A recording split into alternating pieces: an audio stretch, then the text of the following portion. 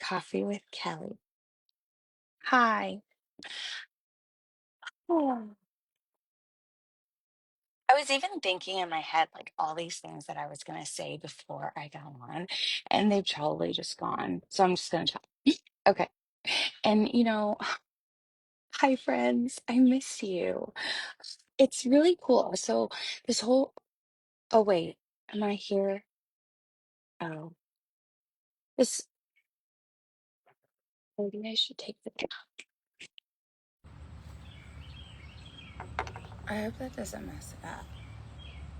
Does that mess it up? Is someone on here? Can you tell me?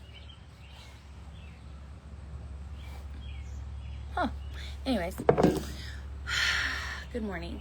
Okay, so first, I want to say this.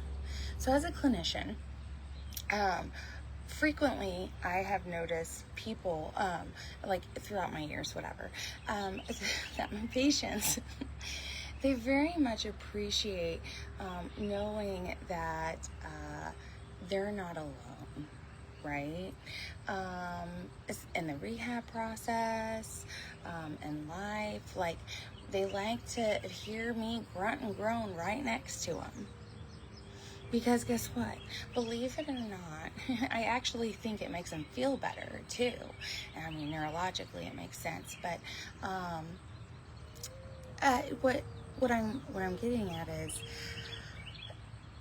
when you're with someone who goes through it with you, who understands that challenge and can appreciate it, you already feel a connection with them, right?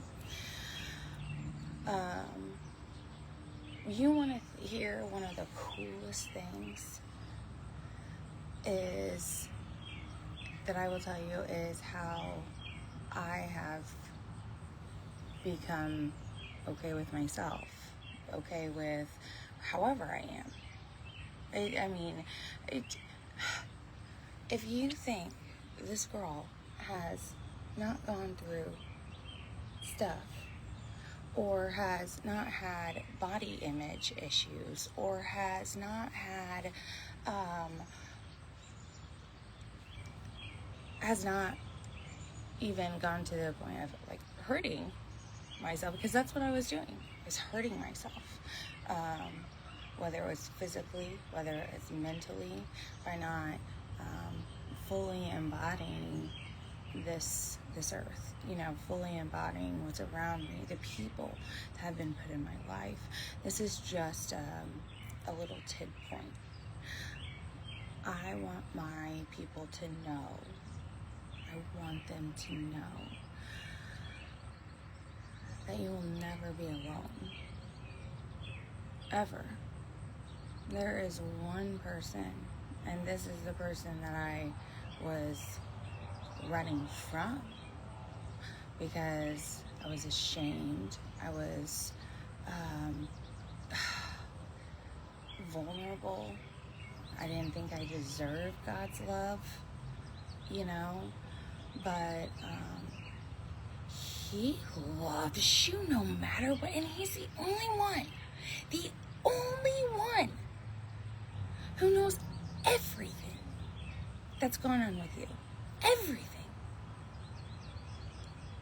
You don't even have to explain or have words. You just have to feel. Use your brain. Tap into it. Now we're going to our readings. That got a little intense. I apologize. See, my coffee didn't work right away this morning, and now I have like firefighter coffee. Like firefighters, they don't play around with their coffee potency. All right.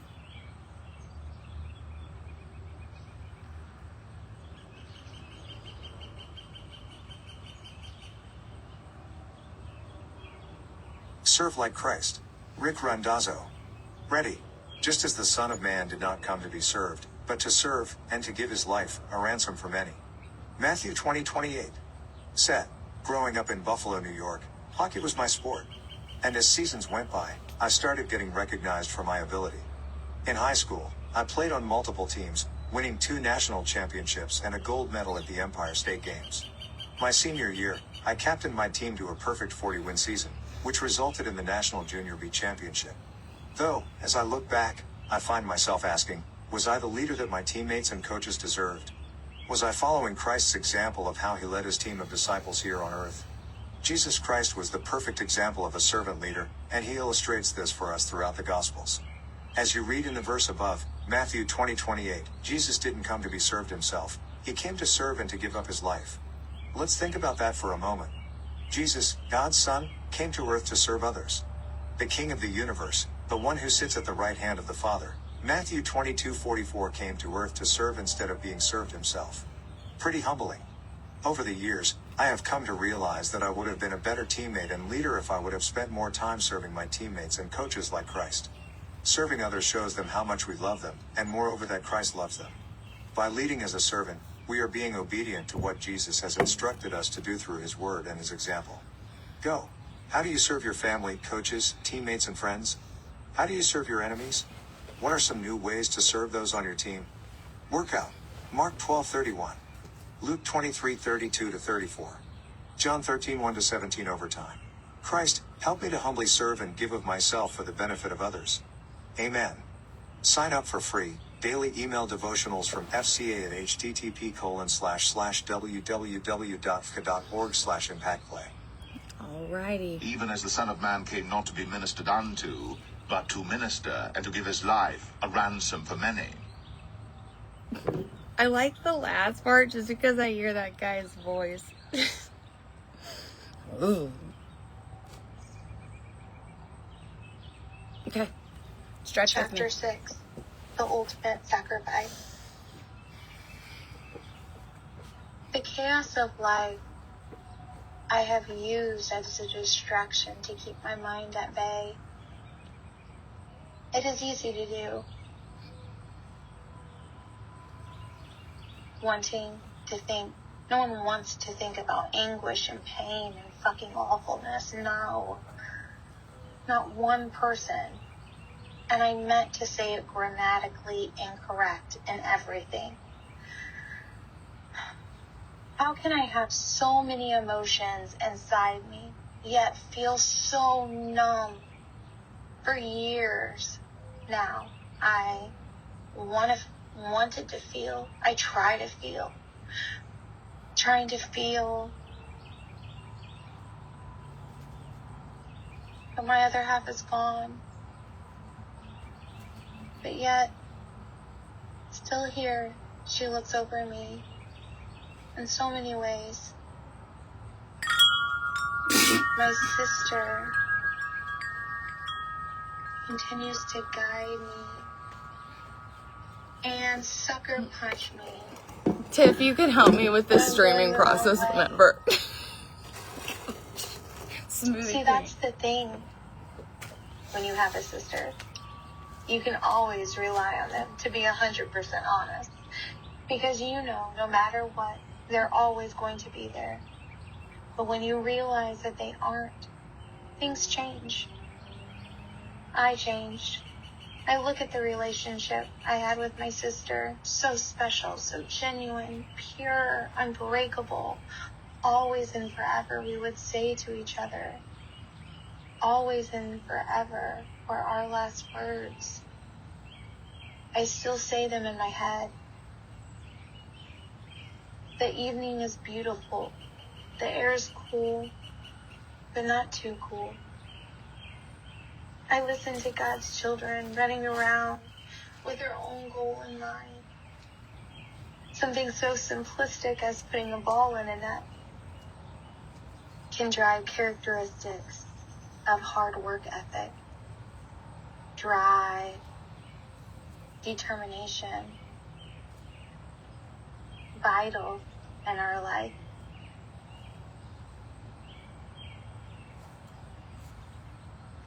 I'm so fortunate to have such awesome coaches.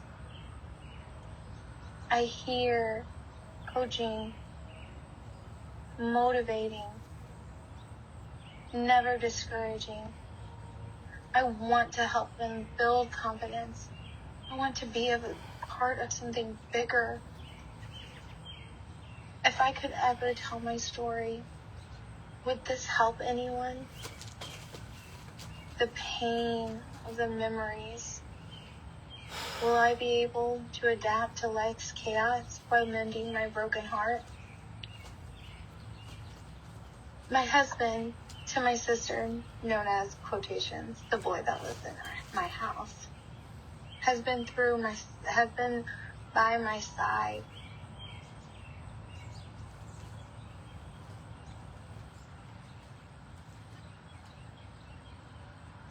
He hasn't felt my rock recently. It has felt unsteady. I've never felt my rock tip under my feet. If I don't make changes, what will I have left? If my foundation starts to crack, re-rooting myself, I feel as if I do not need concrete to hold up a solid foundation. I feel like that I am actually breaking free from being under heavy concrete.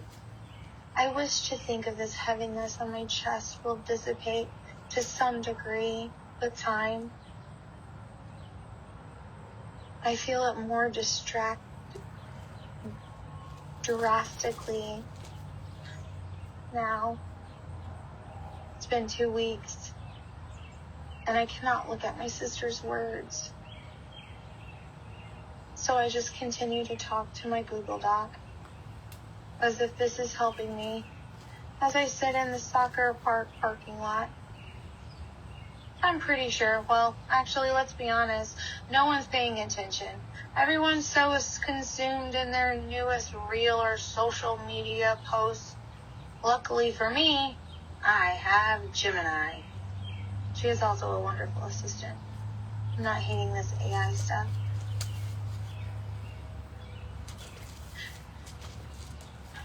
This past year has been so enlightening. I have pondered in my mind throughout the time as to what the future holds. This is so scary.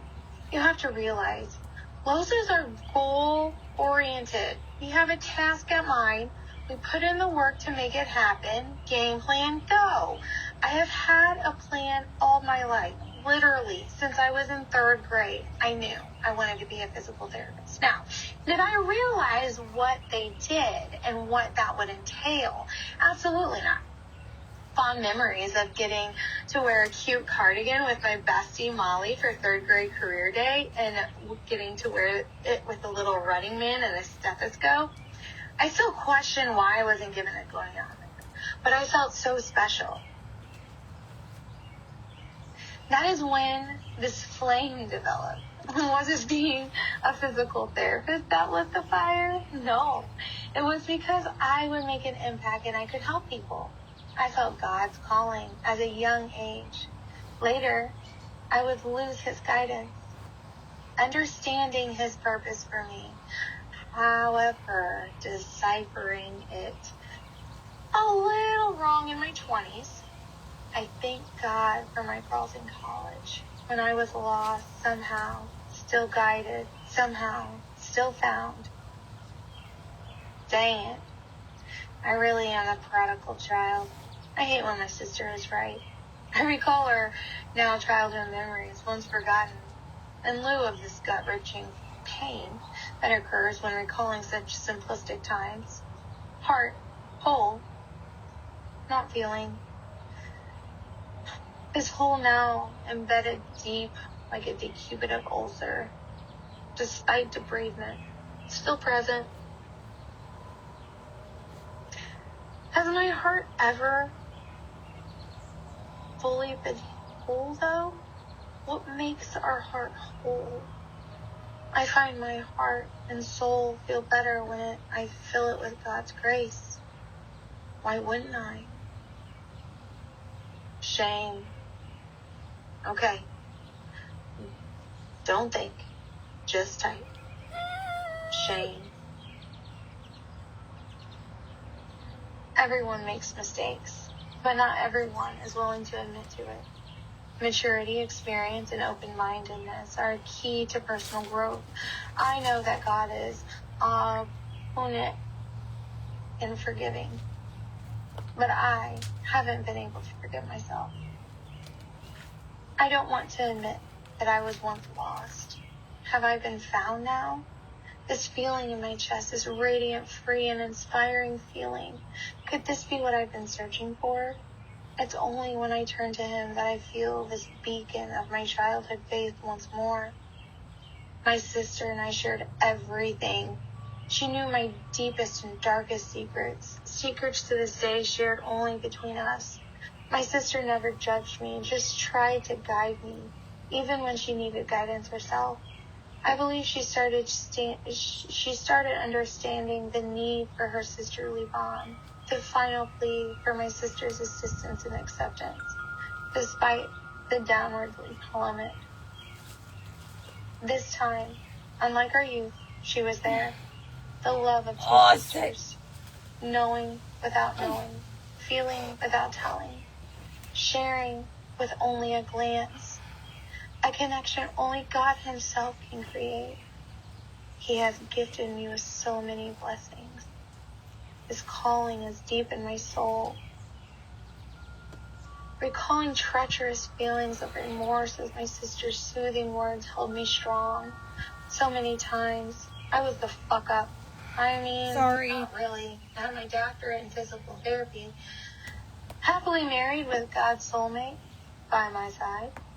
Understanding now the depth of these gifts. Let's just say I am more adventurous, leading to situations in my past circumstances that my frontal lobe did not have the capacity to comprehend. Still, to this day, these encounters, I question my moral and ethical code at the time. So dark.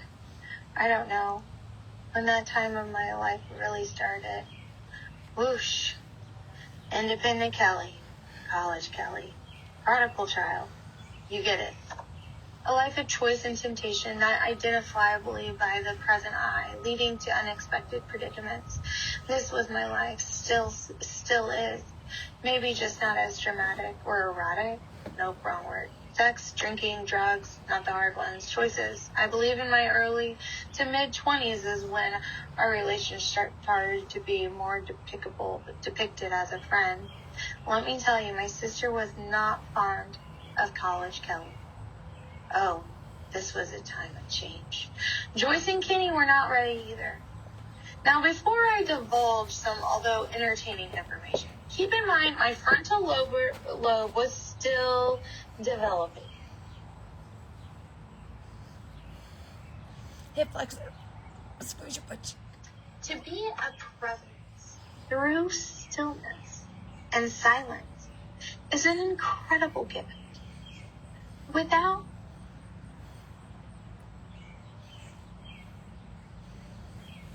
force, however, with confidence, integrity, and compassion. I am learning strength to overcome these times, only spoken with a few.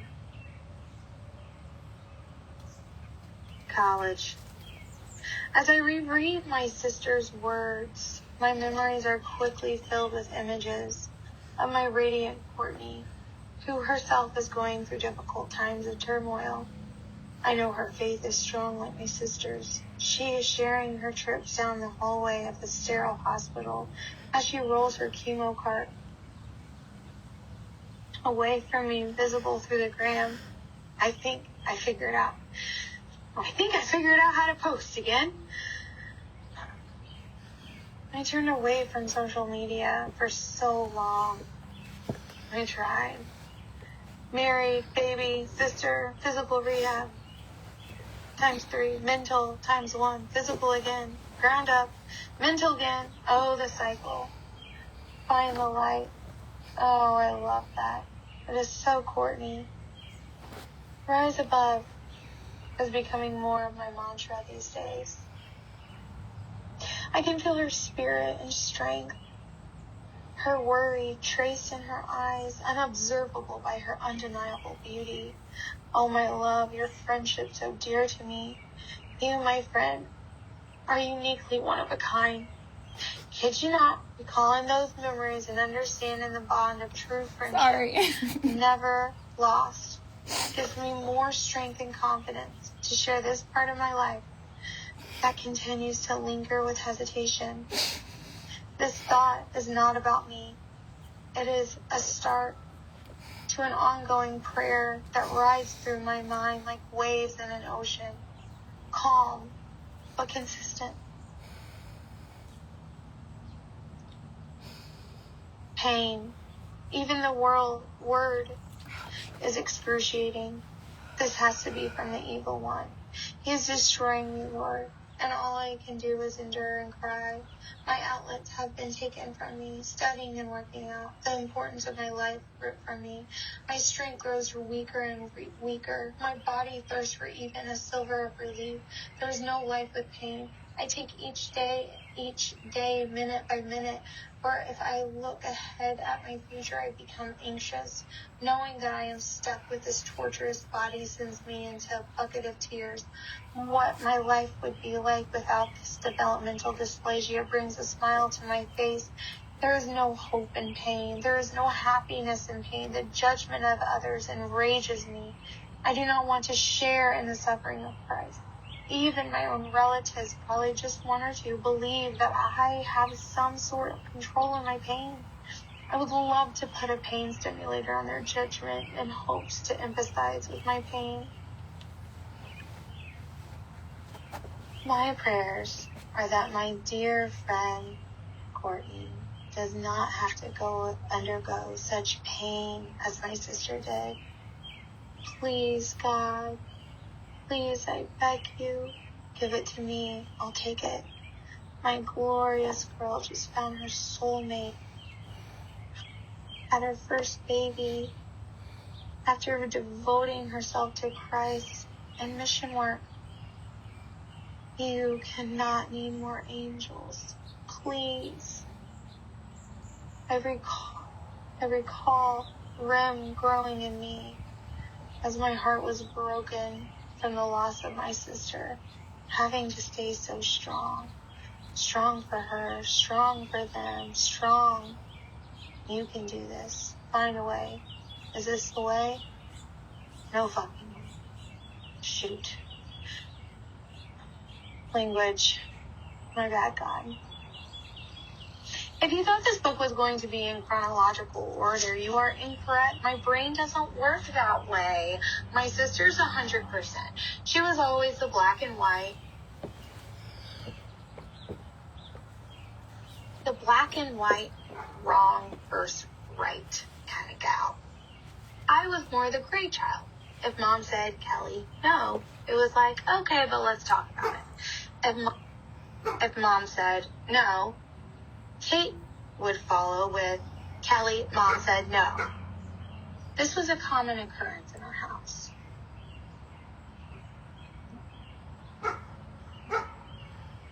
The Lowe's house is full of love. We work hard, love hard, and pray hard. It is in our blood. I can feel comfort when no one is near me. I went back to church today. I'm doing well in 2025. Not in regards to an emotional standpoint, that's a hot mess. In regards to trying to keep what is important close to me. That starts with God, in your family, followed by your friends at your side. This was driven in my head since birth. However, in my life, there have been times of turmoil that led me to stray. I see that now. My head is spinning, years of repressed memories coming back, hitting me like a gust of wind on an icy day. So cold, it hurts. My purpose and my life's mission is becoming more clear. Answers of why I lost my sister the way I did, not so evident. However, her anguish and loss has led me to see things as a clinician, and let's be honest, probably would not have evolved where I am today without them. talk about carrying a cross. I am seeing things different. I am seeing things a different way. And with this, I think it's safe to say the cry room in church is not just for babies. Killing Kate, dream deferred, the loss of medicine. I am sorry, where did you go to medical school? Oh, I forgot. It took your neighbor a couple months, years to find the right dosage meds to handle her meds. So if I do that, then I'll be golden. Those who delegate and dictate their opinions without a science medical background to those who are medically competent need to just stick with their own trade. To have a knowledge base on what one reads on Wikipedia or utilizes the experience of others is simply comical. It would be like me saying, hey, so and so. Well, I would not rather speak of the name. Did you know that the S in SOAP note is for subjective part of your documentation? Oh, and that my friend did this one exercise for a glute med strength, and she is still unable to demonstrate a negative Trendelenburg. Do you know what that means? Sighs. So insulting. I detest arrogance. But one is too proud and intelligent to regress on the antiquated view of a DO. It used to bother me, but one who embellishes in their intelligence is quite a shining example of ignorant, futile, blatherskis. What is wrong with me? Why am I not healing? I am waiting to experience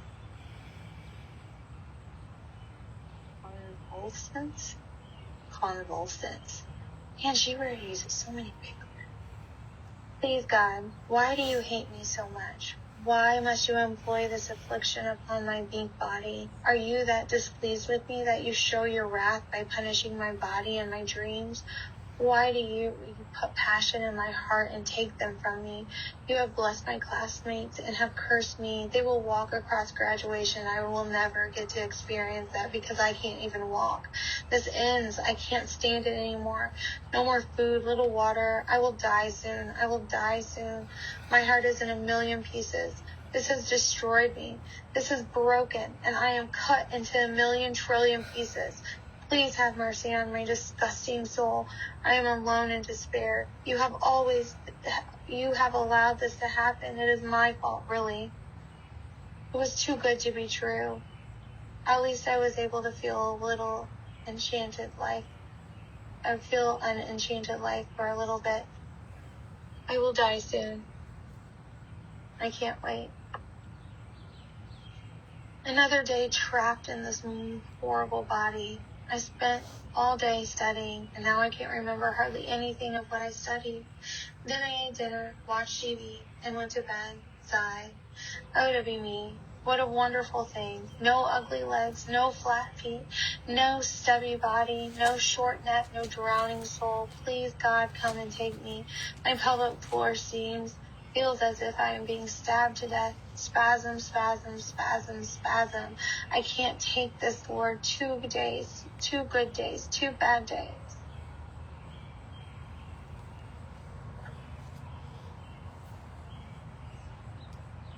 Social media was a bust again. Shocker. It is never good enough. This marvelous woman, Val, sends me messages through a thread. I still don't know I still have no idea how this initiation started. She has a shitload of followers. Apparently that is a thing. Thank you, God, for guiding me to this unforeseen, accidental connection. Start late. Start over. Start scared. Start again.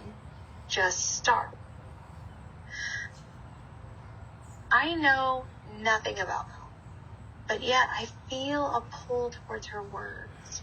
It is like the professor or coach you want to be around to soak up all the unrecognized knowledge they have. Maturity is realizing other people's bullshit is not about you. Let them. Forgive yourself for the things you did when you were just trying to survive. Survive.